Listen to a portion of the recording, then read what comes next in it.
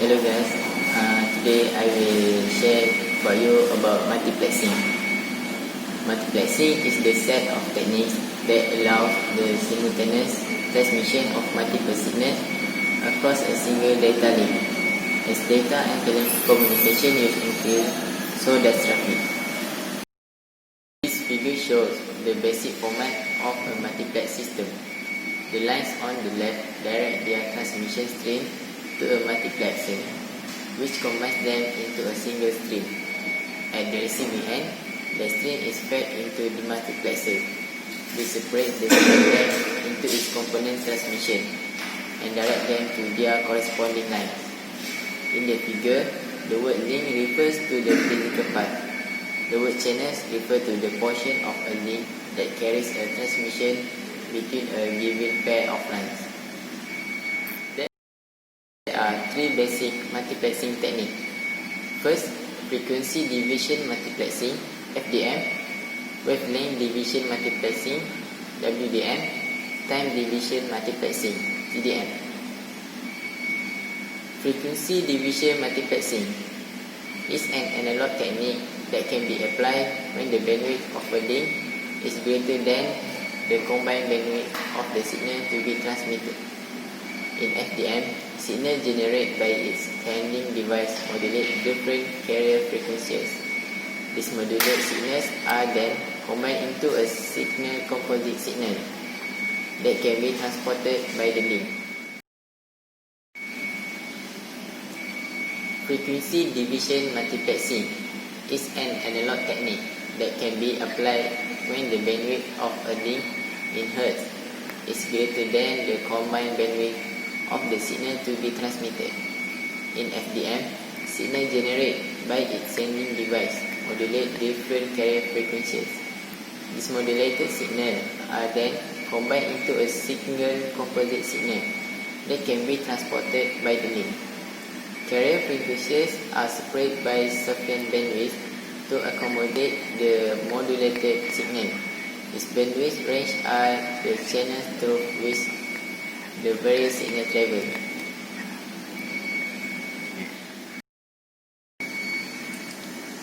These figures give a conceptual view of FDM. In this illustration, the transmission path is divided into three parts, each representing a channel that carry one transmission. FDM is an analog multiplexing technique that combines analog signal. Multiplexing process. This figure is a conceptual illustration of the multiplexing process. Its source generates a signal of a similar frequency range. Inside the multiplexer, this similar signal modulates different carrier frequencies. The resulting modulated signals are then combined into a single composite signal that is sent out over a media link that has enough bandwidth to accommodate it. Demultiplexing process. The demultiplexer uses a series of filters to decompose the multiplex signal into its constituent component signal. The individual signals are then passed to a demodulator that separates them from their carriers and passes them into the output line.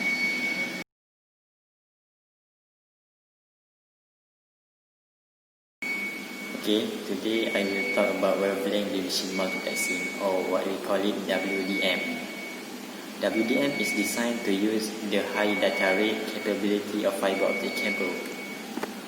The optical fiber data rate is higher than the data rate of the metallic transmission cable.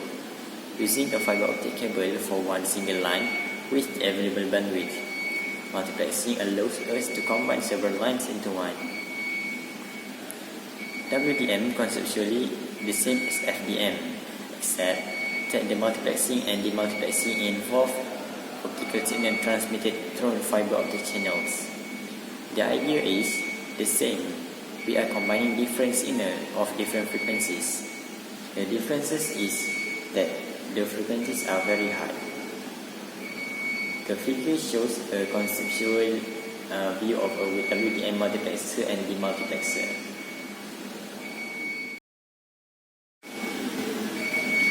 Although WDM technology is very complex, the basic idea is very simple.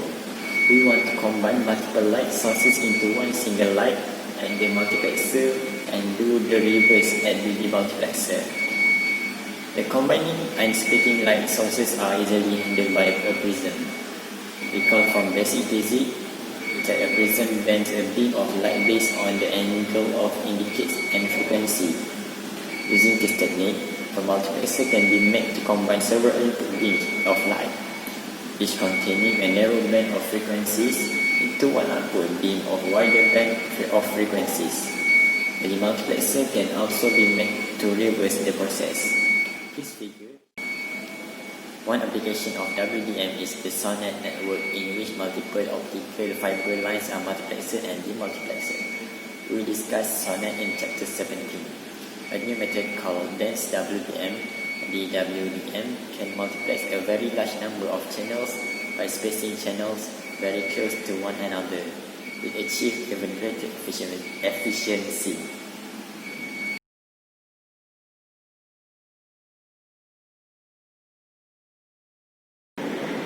Good day everyone. Today I would like to explain about synchronized time division multiplexing.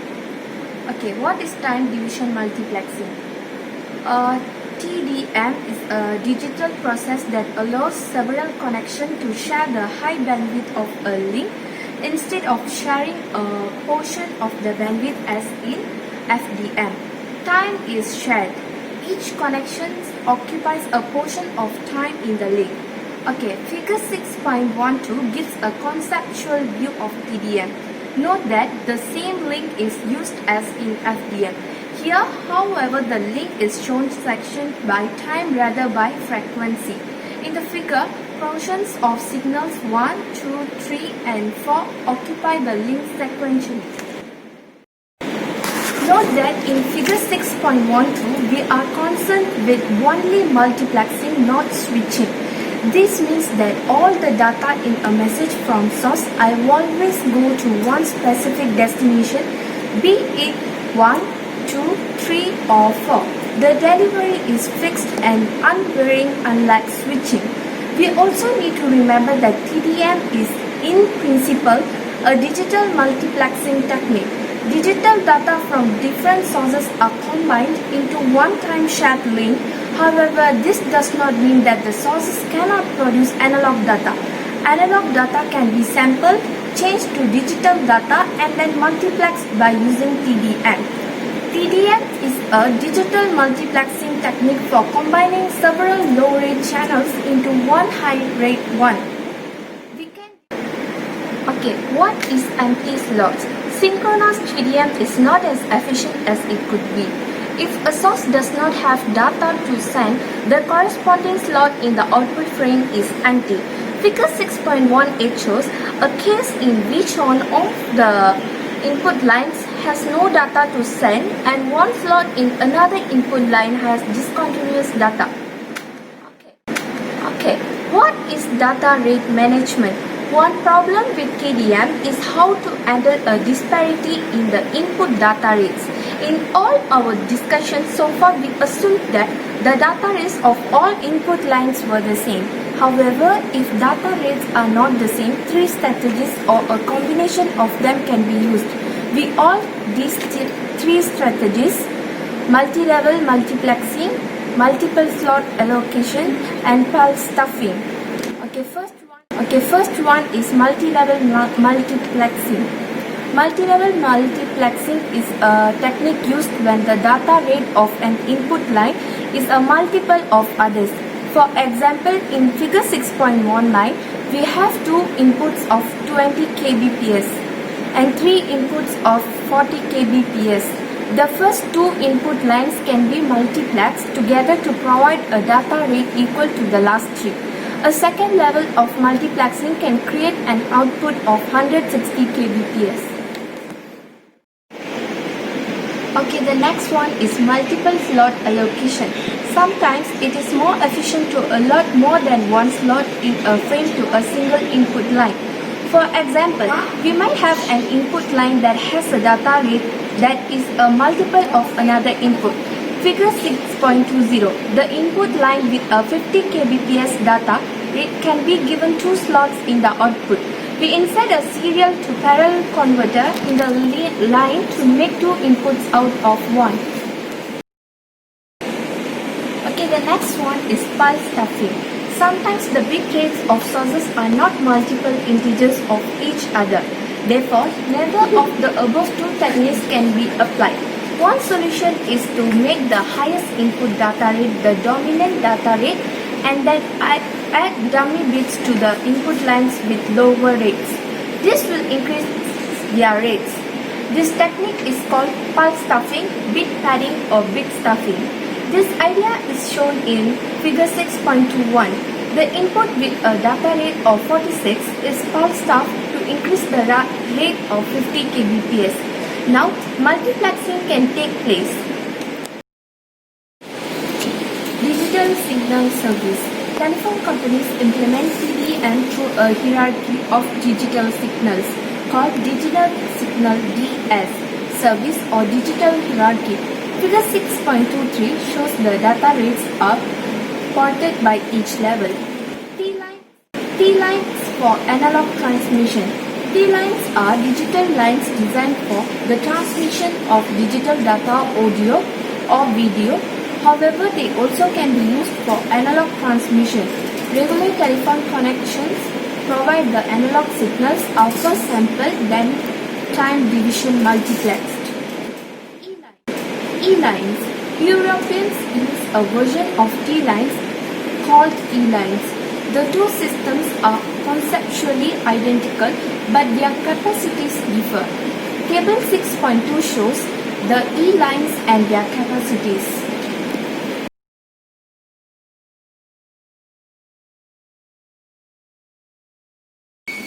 Okay, next I will discuss about statistical time division multiplexing. As we saw in the previous section, in the synchronized TDM, each input has a reserved slot in the output frame. This can be inefficient if some input lines have no data to send. In statistical time division multiplexing, slots are dynamically allocated to improve bandwidth efficiency. Only when an input line has a slot worth of data to send, it is given a slot in the output frame. In statistical multiplexing, the number of slots in each frame is less than the number of input lines. The multiplexer checks input line in round-robin fashion. Allocates a slot for an input line if the line has been data to send. Otherwise, it skips the line and checks the next line. This figure shows a synchronous and statistical TDM. Addressing. The figure also shows a major difference between slots in synchronous TDM and statistical TDM. An output slot in synchronous TDM is totally occupied by data. In statistical TDM, a slot needs to carry data as well as the address to the destination. In synchronous TDM, there is no need for addressing. Synchronization and pre-assigned relationship between the inputs and outputs serve as an address. We know, for example, that input 1 always goes to input 2. If the multiplexer and the multiplexer are synchronized, this is a guarantee. In statistical multiplexing, there is no fixed relationship between the inputs and outputs because there are no pre-assigned or reserved slots. We need to include the address of the receiver inside each slot to show where it is to be delivered. The addressing in its simplest form can be n bits to define n different output lines with n equal to log 2 n. For example, for 8 different output lines, we need a 3-bit address. Next is slot size. Since a slot size carries both data and address in statistical TDM, the ratio of the data size to address size must be reasonable to make transmission efficient. For example, it would be inefficient to send 1 bit per slot as data when the address is 3 bits. This would mean an overhead to 300%.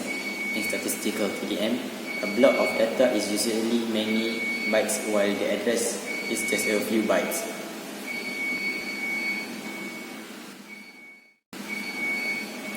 Next, no synchronization bits. There is another difference between synchronous and statistical TDM, but this time it is at a frame level. The frames in statistical TDM needs not to be synchronized, so we do not need to synchronize the bits. Next is bandwidth. In statistical TDM, the capacity of the link is normally less than the sum of the capacities of each channel. The designers of statistical TDM define the capacity of the link based on the statistical of the load of each channel. If on average only X% of the input slot are filled, the capacity of the link reflects this. Of course, during peak time, some slot needs to wait. Okay, that is.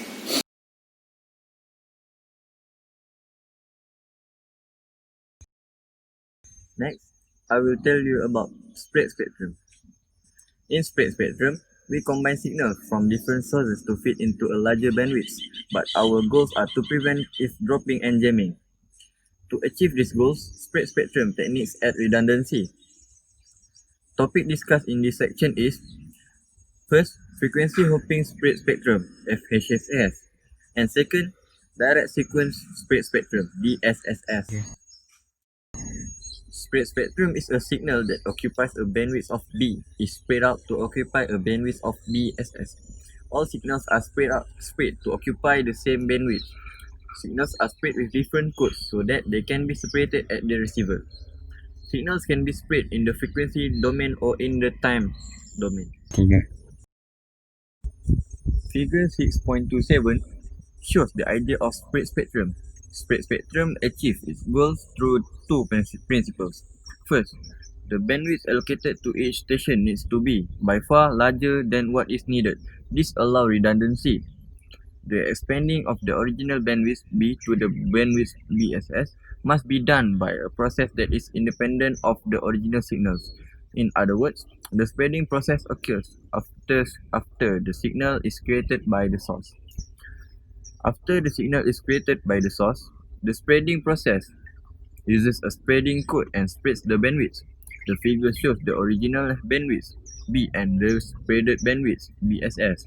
The spreaded code is a series of numbers that look random but are actually a pattern. There are two techniques to spread the bandwidth: frequency hopping spread spectrum and direct sequence spread spectrum. Figure 6.28 shows the general layout for FHSS. A pseudo-random code generator called pseudo-random noise created a k-bit pattern for every hopping period. The frequency table uses the pattern to find the frequency to be used for this hopping period and pass it to the frequency synthesizer. The frequency synthesizer creates a pattern, a carrier signal of that frequency, and the source signal modulates the carrier signal. Suppose we have decided to have 8 hopping frequencies. This is extremely low for real application and it's just for illustration. In this case, M is 8 and K is 3. The pseudo-random code generator will create 8 different 3-bit patterns. These are mapped to 8 different frequencies in the frequency table. We can see the diagram in figure 6.29. Figure 6.3 shows how the signal hopping around from carrier to carrier. We assume the required bandwidth of the signal of the original signal is 100 kHz. DSSS or direct sequence spread spectrum. The direct sequence spread spectrum technique also expands the bandwidth of the original signal, but the process is different. In DSSS, we replace each data bit with n bits using a spreading code. In other words, each bit is assigned code of n bits. All chips where the chip rate is n times 10 of the data bit. Figure 3.2 6.32 shows the concept of DSSS as an example. Bandwidth sharing. Can we share a bandwidth in DSSS as we did in FHSS? The answer is no and yes. If we use a spreading code that spreads signals from different stations that cannot be combined and separated, we cannot share a bandwidth. For example, as we will see in chapter 14, some wireless LAN use DSSS and the spread bandwidth cannot be shared. However, if we use a special type of sequence code that allows the combining and separating of spread signal, we can share the bandwidth. As we will see in chapter 16, a special spreading code allows us to use DSSS in cellular telephony and share a bandwidth between several users. That's all from me. Thank you.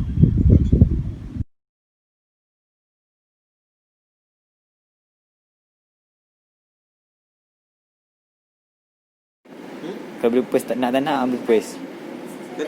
Sekati. Dia suruh buat berapa kan? Nak kena. Kan dia suruh buat kan? Okey. Hafiz, macam mana Hafiz? Bloopers nak buat lah.